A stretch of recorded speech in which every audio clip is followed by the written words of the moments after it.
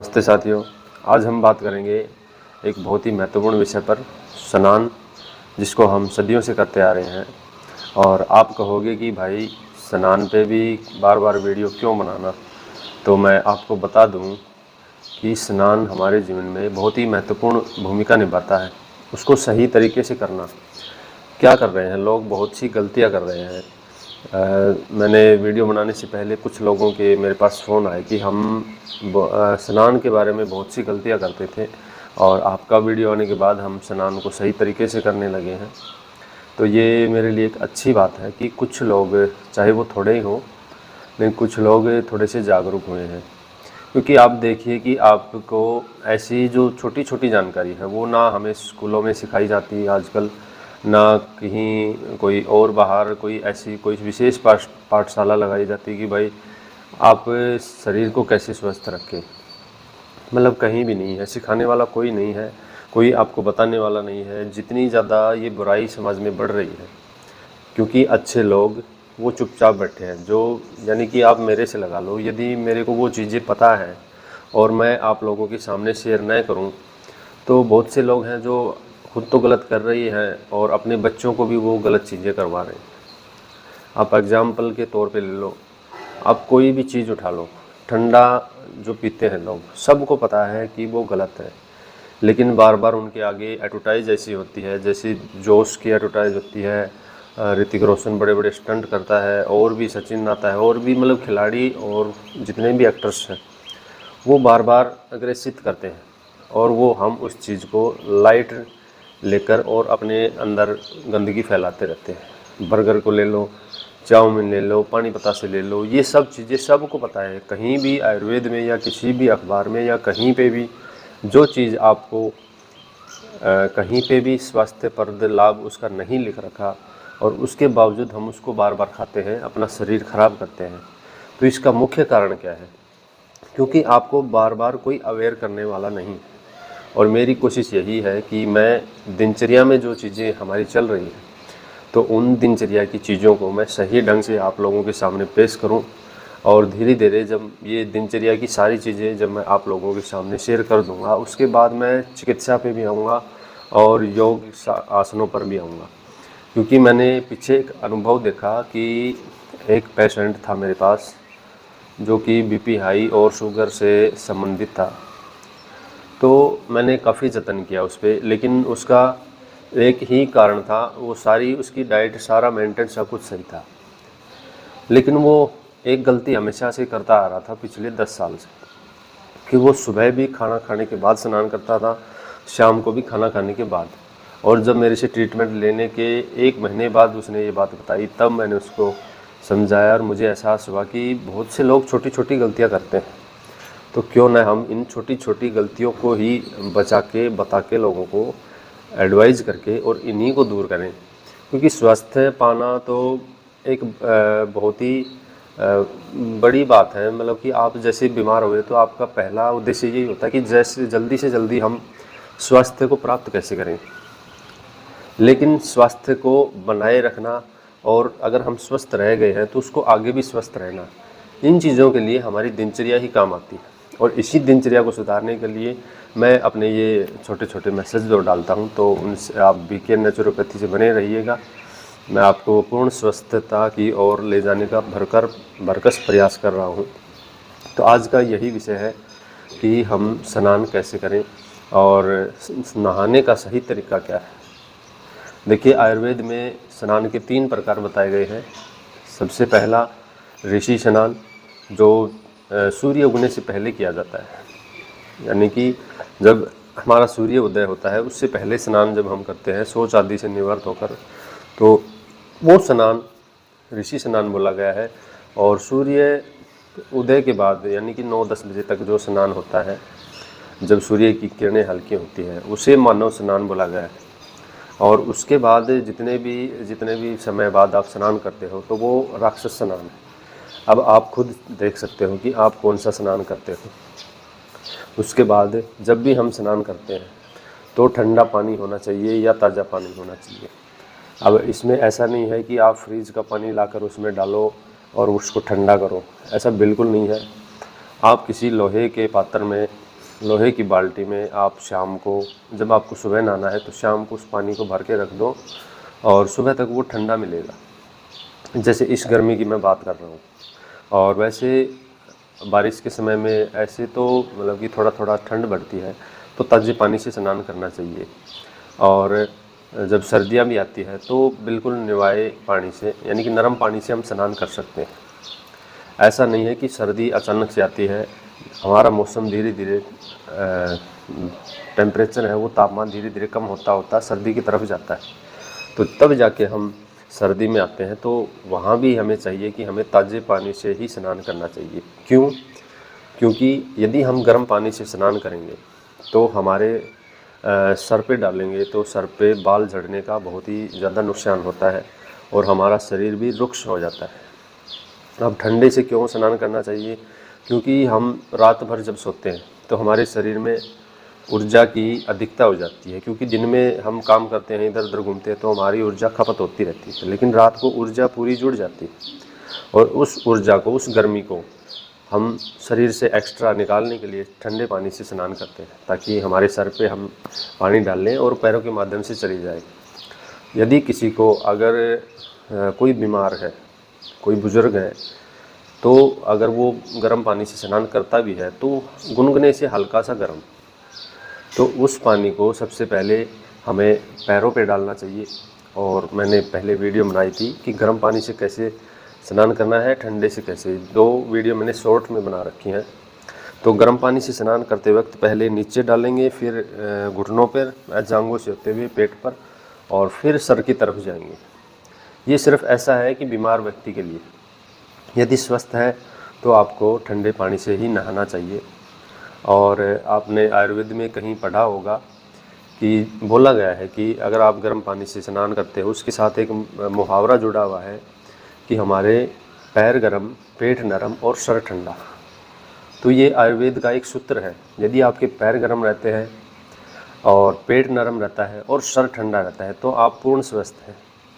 और यदि इससे उल्टा है तो आप सोच सकते हैं कि आप कहीं ना कहीं कोई गड़बड़ कर रहे हैं या आपके शरीर में कोई विकार है जिसकी वजह से ये गलत इंडिकेशन हमारा आ रहा है।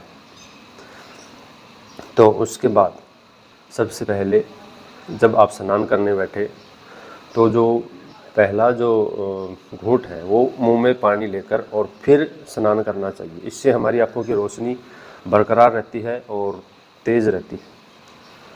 उसके बाद जब हम स्नान करते हैं, स्नान के बारे में जैसे दिन में आयुर्वेद में बताया गया है कि सिर्फ एक बार ही स्नान करना चाहिए, यानी कि 2 बार नहीं। क्योंकि शरीर में जो एक बार हम स्नान करते हैं तो हमारा शरीर, आप देखते होंगे, थोड़ा सा रुक्ष सा हो जाता है। कुछ तो ऐसे लोग हैं कि वो दिन में 3-4 बार स्नान करते हैं, तो उनको धीरे धीरे उनकी जो त्वचा है वो तेलिए से हटकर और रुक्षता की ओर बढ़ जाती है। इससे उनको रोम छिद्र है वो शुष्क हो जाते हैं, खुले नहीं रहते। तो इससे उनको दर्द वगैरह और भी ऐसी त्वचा रोग होने की पूरी संभावना बन जाती है। तो आपको कोशिश करनी चाहिए कि सुबह एक बार ही स्नान करें। इस भीषण गर्मी में बहुत से लोगों को लगेगा नहीं भाई ये तो गलत है और हमें तो एक बार में नहीं सरता, तो उसमें आप अल्टरनेट एक गीला तौलिया करके अपने शरीर को पोंछ सकते हैं और उससे आप स्नान कर सकते हो। फिर भी अगर ना रहा जाए तो शाम को स्नान करके और आप मालिश कर सकते हो, जिससे आपके शरीर में चिकनाई बनी रहे। इसके बाद हम भिन्न भिन्न साबुनों से स्नान करते हैं। आप जितना अमीर परिवार में जितना आपका स्टैंडर्ड ऊंचा होता जाएगा, उसी प्रकार से आप देखोगे कि स्टैंडर्ड के हिसाब से लोगों के घरों में साबुन होते हैं। एक नॉर्मल परिवार में लाइफबॉय मिलेगा और छोटे मोटे साबुन मिलेंगे, लेकिन जैसे ही आप ऊपर के परिवारों में जाओगे, कोठियों में जाओगे, तो वहाँ पे डव, लक्स जैसे बड़े महंगे साबुन होते हैं। अब साबुन क्या करता है? साबुन आपकी त्वचा को रुक्ष करता है, आपकी त्वचा से चिकनाई हटा देता है। और कईयों को तो वही अच्छी लगती है कि भाई तेलीय त्वचा है वो हट गई, सूखी सूखी त्वचा होगी तो बहुत बढ़िया हो गया। लेकिन उनकी थोड़ी सोच गलत है, उनको ज्ञान कम है, तो इस विषय पे वो इतना ध्यान नहीं देते। और साबुनों में बहुत से तरह के ऐसे केमिकल होते हैं जो झाग प्रदान करते हैं, जो झाग बनाते हैं। झाग बनाने वाली चीज़ें सारी, आप कोलगेट ले लो या साबुन ले लो, कोई भी ऐसी चीज़ ले लो वो सारी ही ख़राब होती है हमारे शरीर के लिए। मैं यहाँ पे लत्ता कपड़े धोने वाले साबुन की बात नहीं करता, क्योंकि वो तो एक मजबूरी है। और पहले तो ज़माने में बुज़ुर्ग बताते थे कि हम मिट्टी से ही कपड़े धोते थे और गाय के गोबर से भी कपड़े धोते थे, नहाते थे। तो यहाँ पे बात साबुन की हो रही है कि साबुन क्या करता है कि आपको धीरे धीरे रोम छिद्रों के माध्यम से आपके शरीर में प्रवेश कर जाते हैं, वो केमिकल सारे आपके प्रवेश कर जाते हैं। कई बार हम ऐसे देखते हैं कि कुछ लोग जिनको कोई भी यानी कि कोई गलत चीज़ें नहीं खाते, एक सामान्य जीवन जीते हैं, उसके बावजूद उनको कैंसर जैसे बड़े बड़े रोग हो जाते हैं। तो साबुनों में वो केमिकल है सोडियम लोरेल सल्फेट, जो हर साबुन में होता है। तो इन साबुनों में वो केमिकल होते हैं जो हमारे शरीर में इन रोम छिद्रों के माध्यम से प्रवेश कर जाते हैं, और वो कभी ना कभी वो एक जगह इकट्ठा होकर और एक ट्यूमर बनाते हैं। ट्यूमर बनाकर वो फिर कुछ न कुछ विकार तो करेंगे ही। आप कैंसर हो गया, शुगर हो गया, बीपी, बहुत सी ऐसी दिक्कतें वो कर सकते हैं। तो इसकी बजाय आप क्या करें, अगर आप देखोगे कि मैं क्या लगाता हूँ, मतलब कि हमारे बच्चे क्या लगाते हैं, तो उस हिसाब से मैं बता दूँ कि हम एक बार अपना पंचगव्य साबुन है उससे नहा लिए, एक दिन हम दूध से नहा लिए। आपने देखा होगा कि बुज़ुर्ग लोग जब पहले पैर छूते थे तो एक आशीर्वाद देते हैं, दूधो नहाओ पुत्तो फलो। ये क्यों जुड़ा? ये आयुर्वेद का एक नियम है जो बहुत पहले से चालू है। उसका अर्थ समझो कि दूध से नहाओ पुत्तो फलो, यानी कि आपके पोते की उम्र तक, पोतों तक खिलाओ, पोतों तक की उम्र तक आप फूलो फलो। तो उन्होंने ऐसे तो नहीं कहा होगा, क्योंकि आयुर्वेद का बहुत ही पुराना विधान है, हमारे ऋषि मुनियों ने पुराने समय में लिखा है। तो कोई ना कोई तो राज तो है। तो दूध से ना, दूध एक क्लींजिंग का काम करता है, हमारे डार्क सर्कल को हटाने का काम करता है, हमारे शरीर की गंदगी ऊपर जो कालस है उसको त्वचा से बाहर निकालता है। कभी आप दूध से नहा के देखना, आप एक दिन ही नहा लेना, एक दिन में ही आपको पता चल जाएगा कि साबुन क्या चीज़ है और दूध क्या चीज़ है। आपको प्रेम ना हो जाए तो मेरे से कहना। और उसके बाद हम मुल्तानी मिट्टी उसमें दूध में भिगो के भी लगा सकते हैं, हल्दी और मुल्तानी मिट्टी, ऐसे नीम की पत्तियों का चूर्ण, शीशम की पत्तियों का चूर्ण, इस प्रकार से लेप सा बना के उससे भी स्नान कर सकते हैं। और इसके अलावा हम कभी कभी सप्तधान उबटन जो होता है उससे भी स्नान करते हैं, जूस को लगाकर और रोम छिद्रों को रगड़ रगड़ के स्नान करते हैं। तो त्वचा बड़ी खिली खिली सी रहती है और एक आनंद सा, स्फूर्ति सी आ जाती है शरीर में। और चेहरे पे जो भी डार्क सर्कल है, कोई भी वो सारे इससे दूर हो जाते हैं। तो हम इससे भी स्नान करते हैं और इससे भी कर सकते हैं जिस प्रकार से मैंने अभी बताया है। तो उसके अलावा और भी आप गाय के गोबर से, मैंने पीछे वीडियो बनाई थी, गौमूत्र से भी कभी कभी स्नान कर सकते हैं। और मड बाथ यानी कि चिकनी मिट्टी, उस मिट्टी से भी आप स्नान कर सकते हो। तो ऐसे आयुर्वेदिक चीज़ें काफ़ी हैं। मुल्तानी मिट्टी ला कर रख लो अपने बाथरूम में, उससे भी आप नहा सकते हो। तो बहुत सी चीज़ें हैं। तो साबुन के अलावा आप इन चीज़ों को, और हाँ, अगर ये आपने एक बार कोशिश कर ली, एक बार नहाने की कोशिश करते हो आप, तो देखना फिर आपको आनंद आने लग जाएगा और फिर आप इसी प्रकार से स्नान करने के लिए उत्सुक रहोगे। एक सबसे बड़ी विशेष बात है कि हमें हमेशा खाना खाने से पहले स्नान करना चाहिए, क्योंकि हमारी जो अग्नि है, स्नान करने के बाद हमारी अग्नि प्रज्वलित हो जाती है, अग्नि फूटती है और वो कहेगी, मतलब कि पेट हमारा कहेगा कि लाओ कुछ खाना दो, हमें भूख लगी है, बार बार भूख लगती है।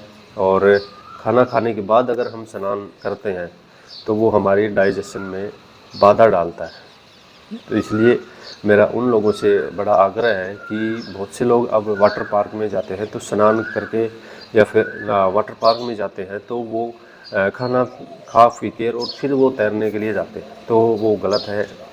उस दिन आप देखना सुबह आपका पेट खराब सा रहता है, तो कुछ भी खा पी के न, आप खाली पेट ही स्नान करें। स्नान के बाद आप हल्की मसाज भी कर सकते हो। और आपको अगर मालिश का शौक़ है तो आयुर्वेद में यह विधान है कि आपको स्नान करने से पहले मालिश करनी चाहिए। हम भी नेचुरोपैथी में यही करते हैं कि पहले हम सर्वांग मसाज करते हैं, उसके बाद उसको स्टीम बाथ या कोई भी बात है उसको करने के लिए बोलते हैं। तो आज के लिए इतनी ही जानकारी, और मैं समय समय पर ऐसी ही वीडियो आगे लाता रहूँगा। आज के लिए इतना ही। धन्यवाद। नमस्कार।